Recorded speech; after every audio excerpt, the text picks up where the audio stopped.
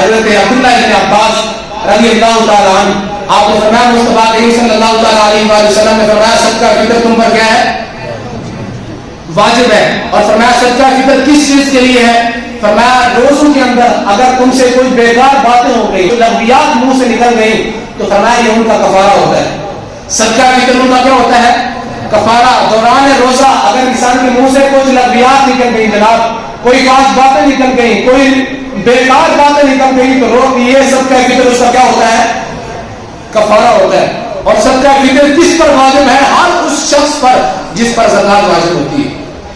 جس شخص پر زکات واجب ہوتی ہے اسی پر صدقہ فطر بھی کیا ہوتا ہے؟ واجب ہوتا ہے. یہ موقف امام اعظم ابو حنیفہ رحمۃ اللہ علیہ ہے. والد کے لیے ضروری ہے کہ اپنی طرف سے بھی صدقہ فطر ادا کرے. اگر اولاد اس کے سے الگ ہے تو پھر والد کے اوپر ضروری نہیں ہے. اگر بالغ ہے تو پھر بھی والد کے اوپر ضروری نہیں ہے. اگر نابالغ ہے تو پھر والد کے اوپر ضروری ہے کہ اپنی اولاد کی طرف سے بھی صدقہ فطر ادا کرے. اور اسی طرح جو غلام ہے اس کا صدقہ فطر اس کے آقا پر ہوتا ہے جس کے لیے وہ کام کرتا ہے. سمجھ آیا نا؟ تو اس آقا کو چاہیے کہ اپنی طرف سے بھی صدقہ فطر ادا کرے اور اس غلام کی طرف سے بھی صدقہ فطر ادا کرے. اور اسی طرح یہ صدقہ فطر دینا پہ کس کو ہے؟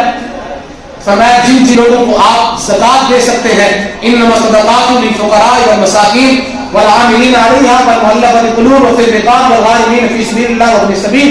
یہ 8 مسالے زکات ہے. فرمایا جن لوگوں کو آپ زکات کا پیسہ دے سکتے ہیں انہیں کو آپ صدقہ فطر بھی دے سکتے ہیں. اور صدقہ فطر یہ واجب ہے. یہ کب واجب ہوتا ہے؟ جیسے ہی عید کی صبح ہوتی ہے تو جناب صدقہ فطر واجب ہوتا ہے. عید کی صبح سے پہلے اگر کوئی شخص مر گیا تو اس پر صدقہ فطر واجب نہیں ہے. عید کی صبح ہونے سے پہلے اگر کوئی بچہ پیدا ہو گیا تو اس پر بھی صدقہ فطر کیا ہوگا؟ واجب ہوگا. اور صدقہ فطر کے لیے مصطفیٰ کریم صلی اللہ تعالیٰ علیہ وسلم مکہ المکرمہ میں صحابہ کو فرماتے جاؤ مکہ کی گلیوں میں یہ اعلان کرو کہ لوگوں تمہارے اوپر صدقہ فطر واجب ہے. اور حضرت عبداللہ بن عمر رضی اللہ تعالیٰ عنہ فرماتے ہیں کہ جیسے رمضان مبارک اختتام کو پہنچتا حضور جانے صلی اللہ علیہ وسلم ہمیں حکم فرماتے کہ لوگوں صدقہ فطر نکالو.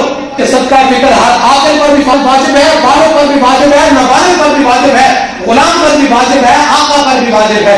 سمجھ آئے نہیں آئے؟